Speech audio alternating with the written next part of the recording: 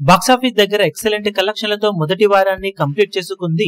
Pan India sensation rebel star Prabhas నటించిన latest movie కల్కి 7వ రోజు వర్కింగ్ డే లో మరోసారి ఎక్సలెంట్ గా హోల్డ్ చేయగా ఓవరాల్ గా అనుకున్న అంచనాలకు మించిపోయే కలెక్షన్లను తెలుగు రాష్ట్రాల్లో సొంతం చేసుకుంది ఈ సినిమా.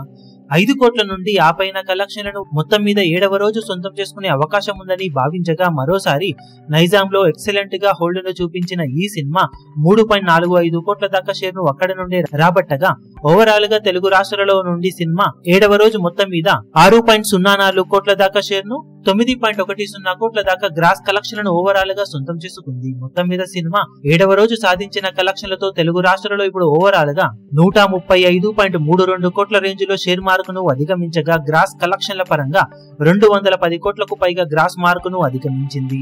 సినిమా తెలుగు రాష్ట్రాల వాల్యూ బిజినెస్ రేంజ్ 168 కోట్ల దాకా ఉండగా ఇప్పటి వరకు సాధించిన కలెక్షన్స్ కాకుండా మరో 32.68 కోట్ల రేంజ్ లో షేర్ ను కనుక సినిమా బాక్సాఫీస్ దగ్గర సాధిస్తే తెలుగు రాష్ట్రాలలో బ్రేక్ ఈవెన్ ను అందుకొని క్లీన్ హిట్ గా నిలుస్తుంది.